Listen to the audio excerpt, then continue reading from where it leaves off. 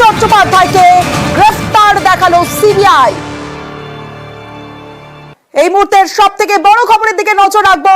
এই মুহূর্তে যে খবরের দিকে নজর রাখবো, পার্থ চট্টোপাধ্যায়কে গ্রেফতার দেখালো সিবিআই। আরো একবার জানিয়ে রাখি, পার্থ চট্টোপাধ্যায়কে গ্রেফতার দেখালো সিবিআই। অন্যান্য সব খবরের দিকে নজর রাখবো, তবে এই মুহূর্তে যে খবর আমরা জানতে পাচ্ছি, পার্থ চট্টোপাধ্যায়কে গ্রেফতার দেখালো সিবিআই। এই মুহূর্তে আরো একবার নজর রাখবো পার্থ চট্টোপাধ্যায়। অর্পিতা রয়েছে আমার সঙ্গে, অর্পিতা থেকে বিস্তারিত জানবো। অর্পিতা, ঠিক কি খবর পাওয়া যাচ্ছে, সিবিআই সূত্র কি জানতে পারছো? দেখো, তোমাকে জানিয়ে রাখি যে প্রাক্তন শিক্ষামন্ত্রী অর্থাৎ পার্থ চট্টোপাধ্যায়, তাকে কিন্তু সিবিআই এর যে প্রাইমারি দুর্নীতি যে মামলা, সেই নয়া মামলাতে তাকে এবারে শোন অ্যারেস্ট করলো সিবিআই এর আধিকারিকরা। পার্থ চট্টোপাধ্যায় এবং তার সঙ্গে অয়নশীল দুজনকেই কিন্তু শোন অ্যারেস্ট করলো সিবিআই এর আধিকারিকরা। এর আগে তুমি জানো যে পার্থ চট্টোপাধ্যায়কে এসএসসি যে দুর্নীতি মামলা, সেই মামলায় তাকে গ্রেফতার করেছিল সিবিআই আধিকারিকরা এবং ইডির আধিকারিকরা। এবার কিন্তু সিবিআই এর আধিকারিকরা প্রাথমিক যে দুর্নীতি যে মামলা, সেই মামলাতে পার্থ চট্টোপাধ্যায়কে শোন অ্যারেস্ট দেখানো হলো। অর্থাৎ আজকে পার্থ চট্টোপাধ্যায় এবং অয়নশীলের যে আদালতে সেখানে পেশ ছিল এবং সেখানে পার্থ চট্টোপাধ্যায় গতকাল থেকে জেল হাসপাতালে তিনি ভর্তি, কারণ তার শারীরিক অসুস্থতা রয়েছে এবং সেক্ষেত্রে তিনি যেহেতু আনফিট, তিনি আজকে আসতে পারেননি। সিবিআই এর আইনজীবী তা জানায় এবং বিচারক তখন কিন্তু তিনি বলেন যে এই ক্ষেত্রে কি শোন অ্যারেস্ট করা যাবে, তার কারণ তিনি যেহেতু পার্সোনালি তিনি অ্যাবসেন্স রয়েছে।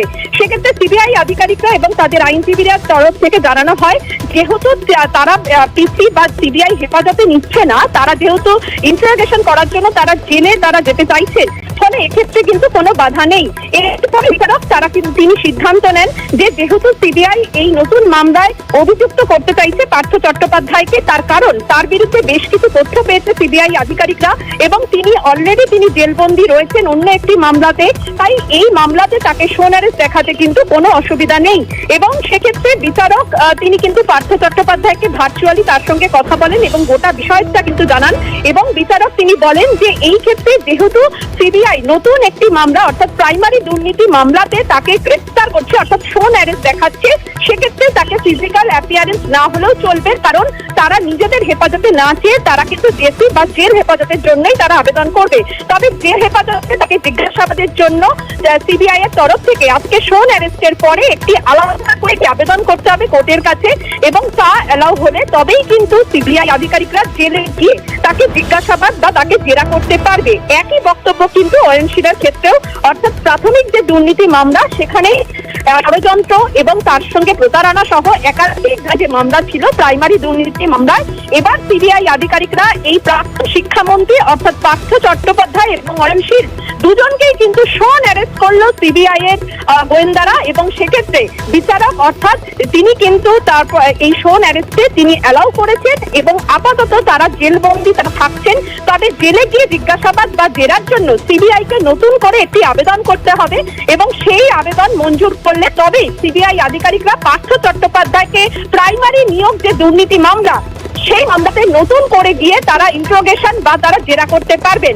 কারণ পার্থ চট্টোপাধ্যায় যেহেতু গতকাল সন্ধ্যে থেকে জেল হাসপাতালে তিনি শারীরিক অসুস্থতার কারণে ভর্তি রয়েছে, ফলে এই সিচুয়েশনে তাকে জিজ্ঞাসাবাদ করা যাবে কিনা তার জন্য আলাদা করে একটি অ্যাপিয়ারেন্স বা একটি অ্যাপ্লিকেশন দিতে হবে কোর্টের কাছে। অর্থাৎ আপাতত কিন্তু প্রাইমারি যে নিয়োগ দুর্নীতি মামলা, সেই মামলাতে পার্থ চট্টোপাধ্যায়কে শোন অ্যারেস্ট করলো সিবিআই এর গোয়েন্দারা এবং তার সঙ্গে অয়নশীলকেও কিন্তু শোন অ্যারেস্ট দেখানো হলো। তার কারণ যে মানি ট্রানজাকশন হয়েছে, অর্থাৎ সিবিআই সূত্র থেকে খবর যে মানিক বন্দ্যোপাধ্যায় তার সঙ্গে যে মানি ট্রানজাকশন বা টাকার যে লেনদেন হয়েছে, সেক্ষেত্রে পার্থ চট্টোপাধ্যায় এবং অয়নশীলের একটা ট্রানজাকশন ছিল। আর তারই পরিপ্রেক্ষিতে এই প্রাথমিক নিয়োগ যে দুর্নীতি মামলা, সেই মামলাতে কিন্তু এই ট্রানজাকশনের পরিপ্রেক্ষিতেই সিবিআই এর গোয়েন্দারা শোন অ্যারেস্ট করলো এই পার্থ চট্টোপাধ্যায় এবং অয়নশীলকে, যেখানে কিনা বিভিন্ন জায়গায় যে টাকা গিয়েছে এই মানিক ভট্টাচার্যের কাছ থেকে। সিবিআই এর প্রাইমারি দুর্নীতি নয়া মামলা, এবার পার্থ চট্টোপাধ্যায় অয়নশীলকে শোন অ্যারেস্ট করলো সিবিআই। এই খবরের দিকে নজর রাখবো, তবে সময় এখন একটা ছোট্ট বিরতির, ফিরে আসছে একটা ছোট্ট বিরতির পর।